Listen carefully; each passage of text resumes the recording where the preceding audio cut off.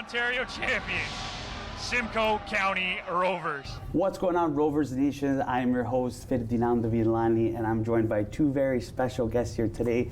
Zack Wilson, the coach of the women's team, and the big man himself, head coach, technical director, Doneil Henry. Gentlemen, welcome. Thank you for having us. I'm very excited for this episode, guys. A lot to talk about. But when we talk about the season itself, we've got a new season on the horizon. Now, what are the primary objectives for this season on and off the pitch? Zack, want me to go first? Yeah. So on the women's side, we definitely want to follow up from what the men did in 2023 and bring home a championship, and then also get to that cup final. And off the field, obviously the NSL is here for the women's side, which is very exciting for them. Obviously, for them the last couple of years, we've had Chloe Uddenberg for the last 3, who's been a staple within our program, and now we're going to see her play in about April 19th, same day we kick off. She's going to be at BMO Field with AFC Toronto. So I think the goal for us, and Doneil's really set that tone from last season with the men, is how can we push these players onto pro opportunities. We have a great organization, we have a great product, but the most important thing is we want young Canadian footballers to reach their dreams. So not only do we want to win on the field, it's almost more gratifying when you see them go on. And Doneil will talk about the men, but obviously we have a couple players from last season. So that's kind of our goals. Yeah, when Zack says that, he kind of copy and paste. Yeah, he kind of tells you exactly what the club is all about. The club, we want to win at all levels, and if I can leave it, the one impression on you that I want to leave is who's next. We've been able to send players. Our environment is proven. We're a semi-professional team that wants to kind of bridge the gap and give more players opportunity. And the only way to do that is making it competitive every single day in our environment, and winning is the foundation of it. And that's very great. And everything's about the badge, right? Kind of tell us about the badge, the community, what it means to you guys, and what do you bring to these new players coming in? They're very curious and kind of don't know too much about Simcoe County Rovers, but they want to join. Yeah, this is a ownership group of a lot of very, very competitive players, active and inactive retired players, ownership group that consists of myself, founder Julian de Guzman, Atiba Hutchinson, Janine Becky, and Kyle Laren, and some behind the scenes people who've definitely pushed this agenda. We want to win, and what does that look like? That looks like obviously coming in on a daily basis and being able to now represent this badge. What does it look like to be a Rovers player? That's day-to-day commitment. We want to be a club that gives players the opportunity, because we know in our day it was very hard in Canada to get to the next level, and now we have this special project that allows players to kind of fall and rely on another opportunity within our region to make sure that we are able to help them. All right, I just want to unravel the book of Doneil just a little bit. For the viewers at home that don't know too much about Doneil, kind of tell us about your backstory. 14 years at the professional game. I started at TFC Academy, playing my first game against, Fulham at BMO Field. It was an international friendly game, and getting one of the man of the match honors. And that was probably one of the first days that I knew that I was meant to be on this stage. From there, fast forward, I've played in Europe, I've played in North America, I've played in Asia, and I feel like now that my time is done, it's all about making sure that I give these players an opportunity to live their wildest dreams, because I have. And now I feel that I'm just like these players that we have in our community or on our team now, and I have the blueprint to success.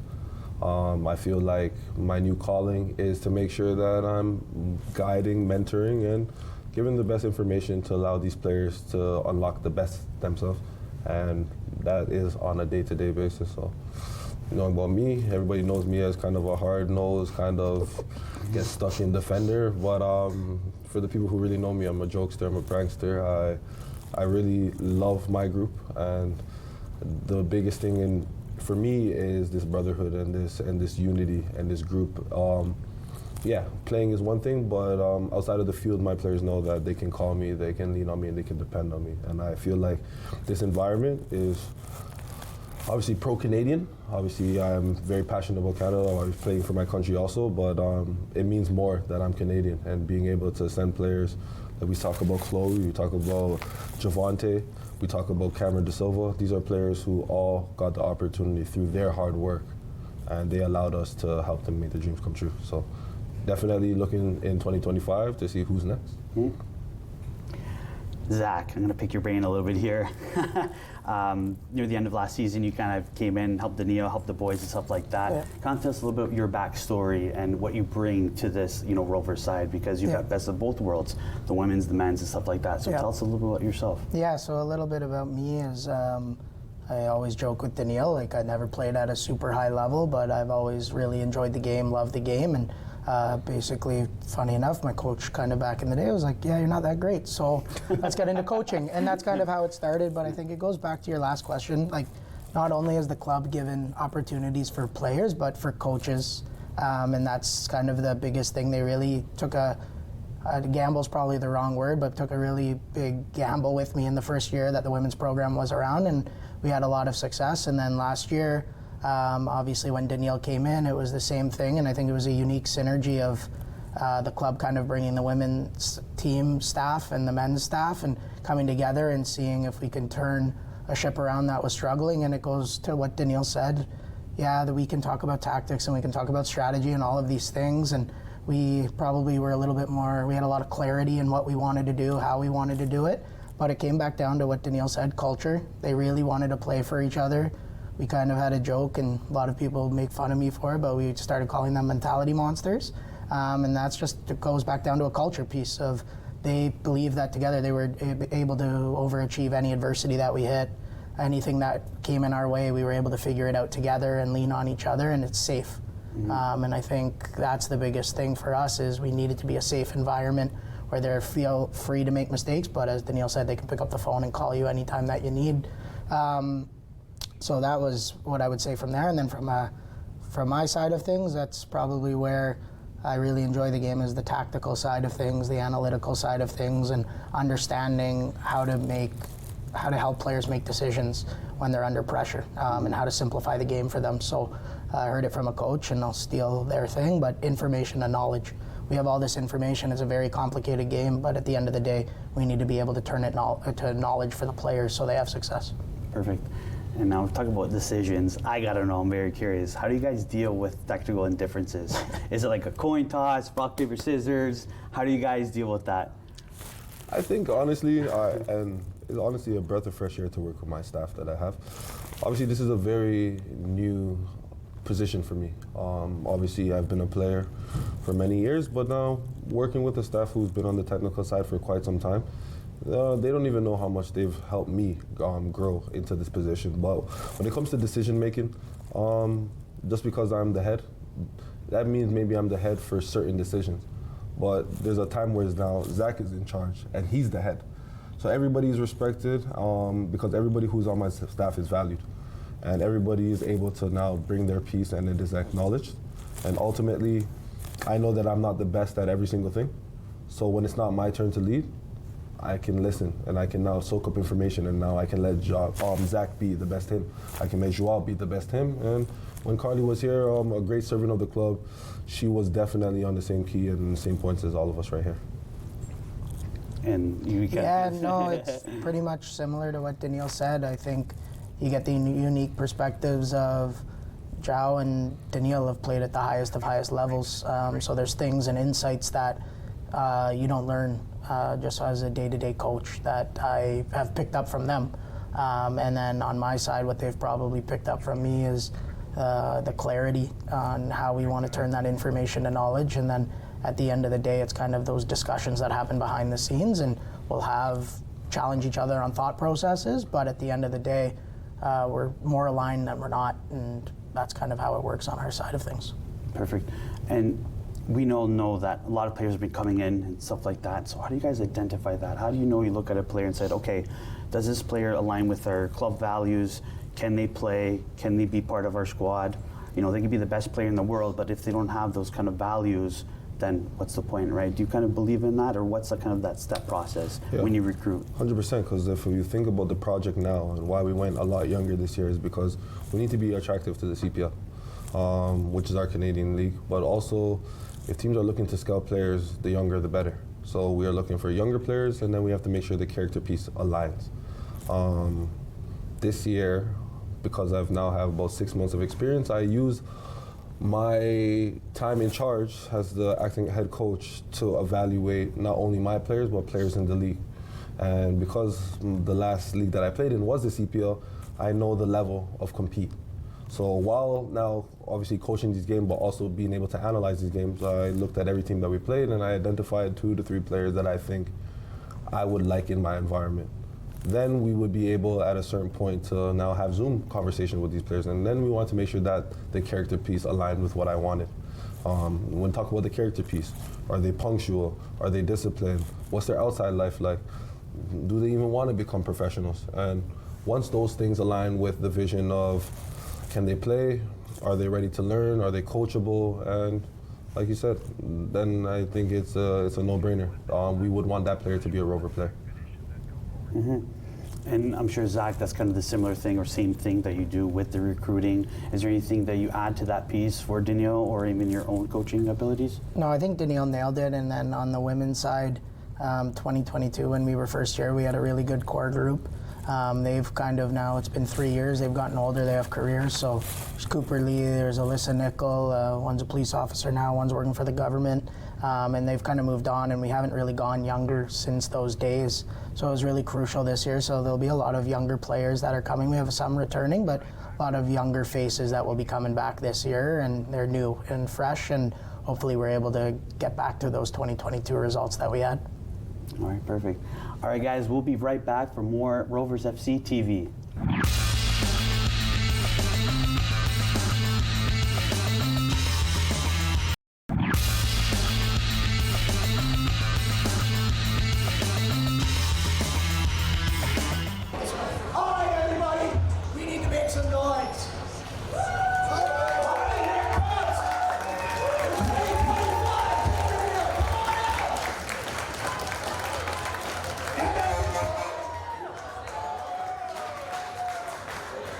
We're here for a kickoff for our League One season starting in 2 weeks, and meet the fans, introduce myself, and show them who I am.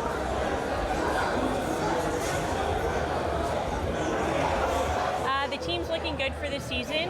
We've got to get some more practice in before the home opener, but we've got a lot of girls still at school, but that means they're very talented. Yeah, so preseason's just kicking off. Obviously, on the women's side, it's a little bit different, in which you have players that are still in school with university and exams. So they'll tend to come back almost actually near the 3rd game of your season. So what you try to do now is you try to get as many of them as possible together. We've got a couple exhibition games lined up over the next couple of weeks where we can start to gel, have an idea of each other, but it's really unique, in which a lot of them were opponents and now they're becoming teammates. So they understand each other, they know their strengths and weaknesses, which is kind of unique. And at the same time now it's just about us becoming a team and becoming a team as fast as we can. Obviously, this is an amazing team that supports Barrie and the entire area. Such a winning record over the last number of years, and a team we're really proud of. Brings the entire soccer community together and gets us all ready to play outside and see the Rovers take her home again. Yeah, the 19th of April, 6 p.m. It should be a packed house. I'm hoping to see everybody out there. Even just being here at the kickoff party and seeing how many people came out to support and show love. Our affiliates, our executives, the supporters of the club. It's amazing. What it means this year is that now I have my first full year in charge. This is a project that started a week after we lost in Vaughan in the Cup finals, and knowing what I wanted to build my team like this year. And you're going to see that on the 19th. He's a really good coach. We talked to him on the phone before I came, showed me all the things I need to work on, what I can provide for the team, and he's been good. Yeah, never heard that before. Tell us the story, tell us again. When I'm having my most fun on the field, everything, goals, assists, those will just translate. and obviously winning. I want to win. I didn't come here to lose, and I think that will translate as well into the team aspect. Like, we're motivated to perform for Simcoe as well as ourselves.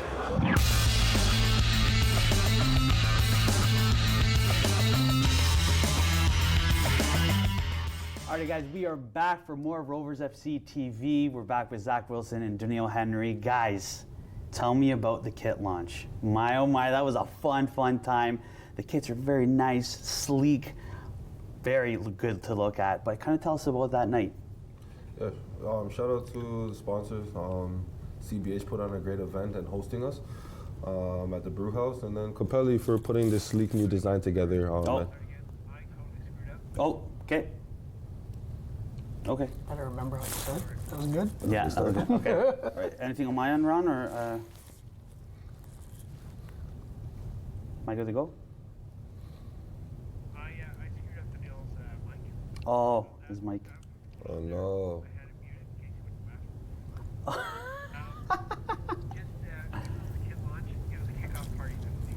Okay.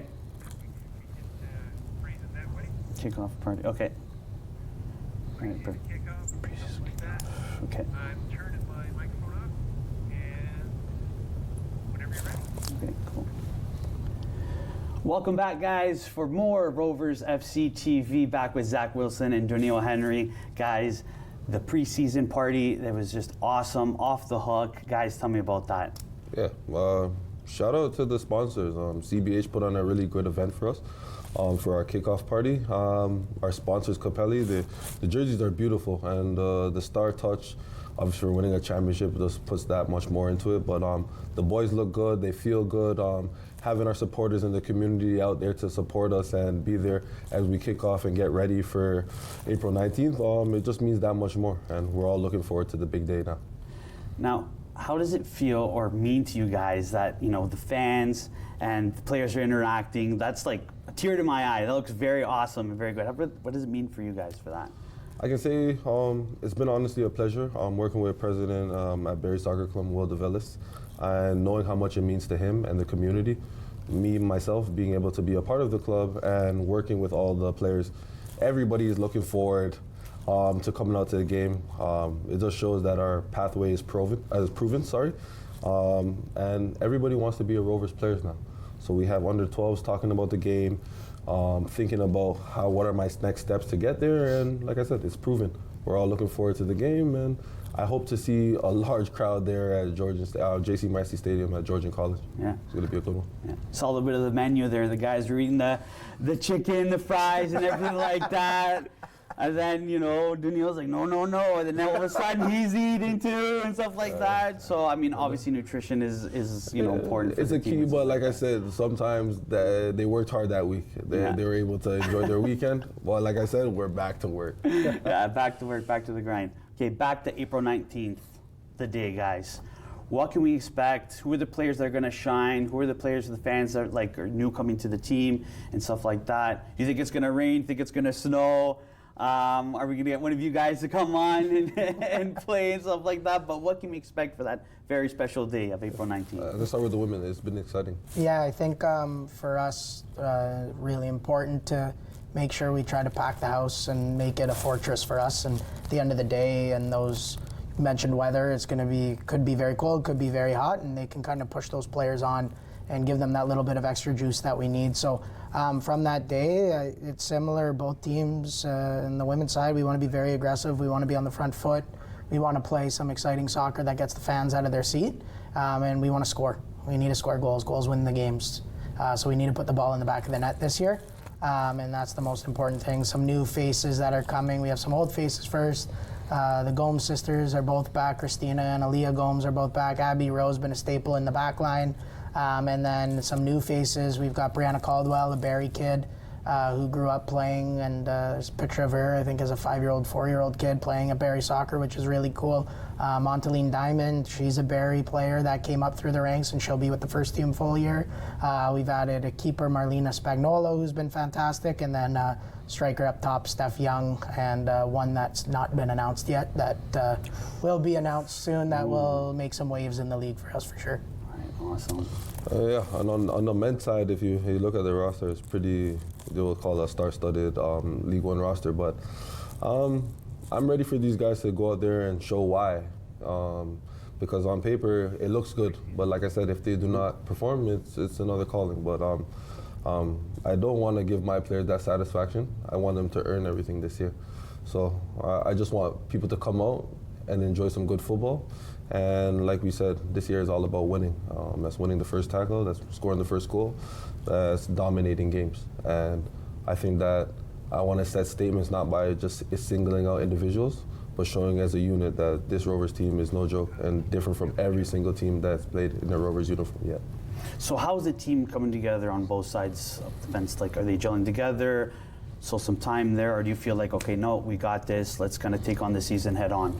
So I had a lot of self-reflecting to do after we lost the cup game against Vaughan, and took a week off to reflect. And then myself and Derek, my associate sporting director and team manager, really said, what will make this team great next year, knowing that we now have a clean slate and we know what we want it to look like. And me now accepting where I am in my career and being done, I always said, what would I want to play in front of? Or what would I want to play in front of me as a center back? And this team, you'll see a very fast and dynamic team, a team that will be able to cover a lot of ground, but also be very good technically and with the vision and the capabilities of what we want. I've been blessed and organized and able to work with Zack and find a gem in Joao, who just moved to Canada recently, and it's all aligned. Our footballing pleasures and needs and desires. This year, everything has aligned, and like I said, I don't want to give too much away, but I do know that this is a coaching staff, an ownership group, and a player group that are ready to work and work very, very hard. We set standards high, and like I said, it all starts on the 19th, so we're looking forward to it. Preseason, dying to know, guys. How was preseason? I noticed that, the CPL vibe and stuff like that there. Kind of tell us about preseason on both fronts there. So on the women's side, it's a little bit different, as it's a lot of university students. So it's a different type of challenge in which you've got to get a team to gel together as fast as possible. So you're not going to have that many training sessions or anything before that. We were lucky enough. Ottawa Rapids just had us hosted a bunch of us down there. So that was really great, and that's obviously Carly, who's no longer with us and now has gone to the pro game. We still have that connection and relationship with her, and she'll be a Rover for life on the men and the women's side. And then from a preseason side of things, we'll have a couple more tune-up games this weekend, plus one more on a Tuesday in a bit of a more controlled environment, and just our staff's getting ready. So there's Grace, there's Mike, and then Jerry, who will definitely hate that I just mentioned his name on this, but Jerry. So we're just it's going to be as fast as possible. Can we get them on the same page together and be ready to go for the 19th? And on the men's side, I wanted to change things up, as we all know what League One teams look like, but I found that I wanted to really excite my players and bring a new kind of energy to the group. I knew I could be a professional by playing against professional opportunities. So I wanted to put a star-studded preseason game against players who they aspire to be like. Yes, we lost the 4 games against Ottawa, York United, Valor, and Forge. Great hosts by all of them, and I really, really appreciate them putting on events to us to show us what their environments are like, and also showing them what level they are. What that did was that allowed my players to dream. Now my players know that they belong, and they were very, very competitive games, and they also know what's basically going to be this sense of urgency and feeling to know that they belong. And now we can dangle the carrot. My players know that this is where they are, and it's for a reason, but they can change that, and it's a very, very attainable dream and vision.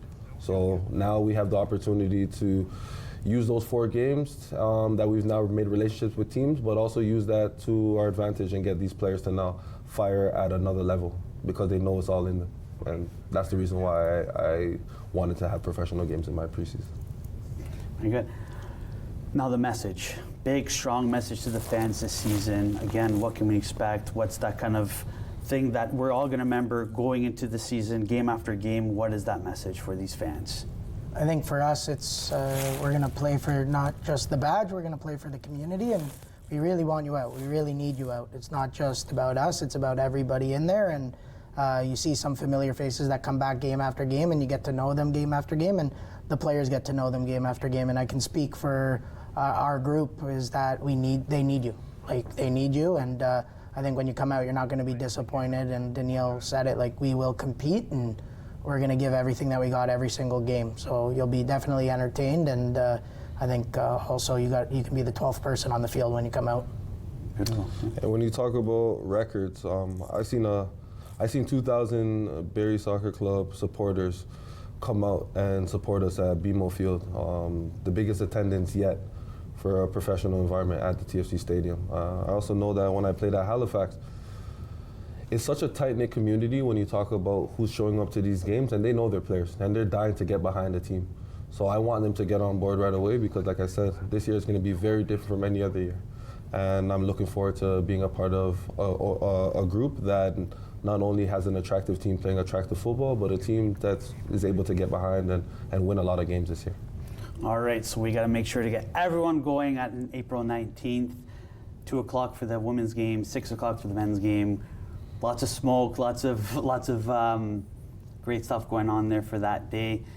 All right, guys, for game times, tickets, any information for your Rovers, please visit roversfc.ca, and we hope to see you guys on April 19th. Go Rovers!